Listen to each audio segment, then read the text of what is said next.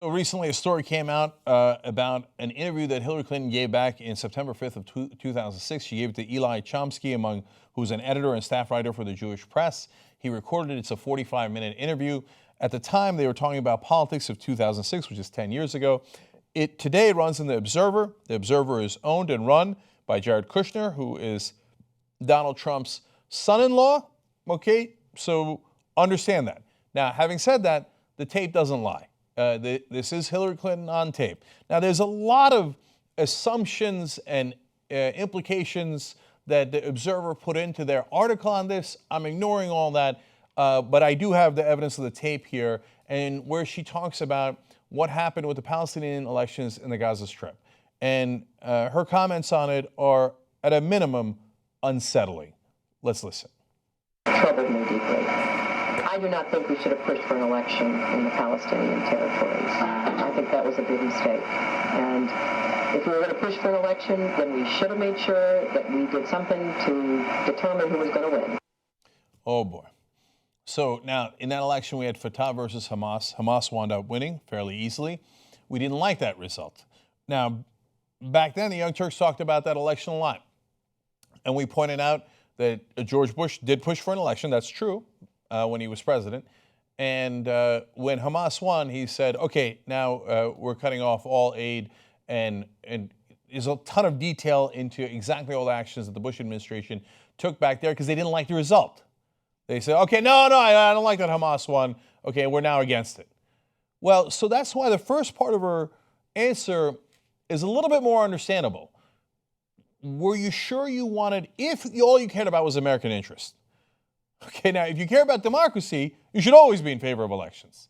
But if you care about American interests, maybe you don't want elections if you think Hamas is going to win or someone that you're not aligned with is going to win. Maybe you push for elections later.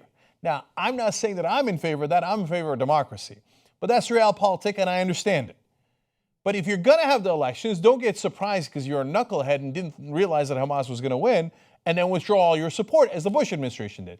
So if she had just left it at that, you could say, well, that's a fair criticism of how the Bush administration handled it. But the second half of the statement where she says, if we were going to have the elections, we should make sure we know who's going to win. Or, as you see there, she said, worse, we did something to determine who was going to win. Now, you could have a broad spectrum of interpretation on that statement. The very positive interpretation of that is still not very good, which is, well, we should have helped Fatah campaign more. We should have, I'm trying here.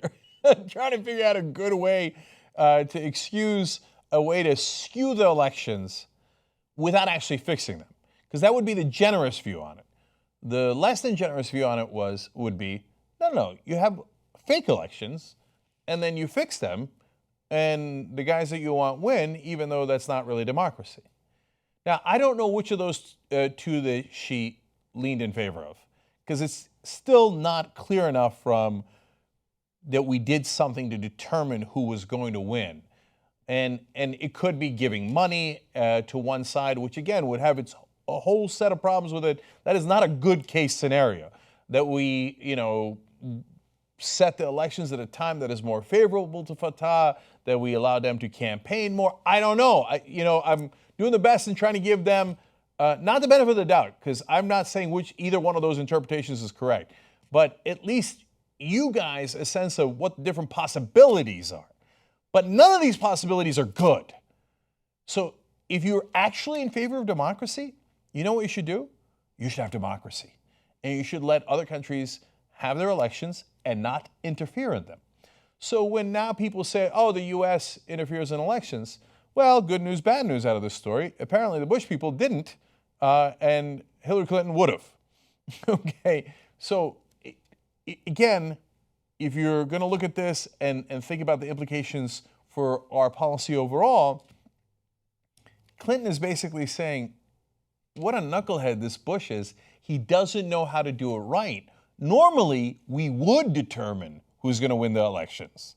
But he's so lazy, incompetent, and stupid that he didn't do his homework and make sure our guys won. Now, some people look at that and go, hey, that's the way America should work. We should work on behalf of our interests and against our enemies. Democracy, it's optional. Okay, but then understand that it's a marketing slogan. So, not good news for Hillary Clinton. If you ask me, not good news for America if this is the stuff we're still up to. I'm not overly shocked by it. This is exactly why we tell you to be skeptical of all governments, including the U.S. government. Our press here in America loves to be skeptical of other governments, but not our own. They're always shocked and chagrined to find out that we might have some corruption here in America as well. We here at the Young Turks are not shocked by that at all. But at the same time, this is a level of detail we did not know about these specific elections. And certainly Hillary Clinton's view of them is disturbing. And if she were to be president, would she also want to determine other elections throughout the world? That is now a very fair question. TYT has been on the air for a really long time. So if you're interested in watching old school clips and our reactions to it, become a member and watch TYT Classics. TYTnetwork.com/join.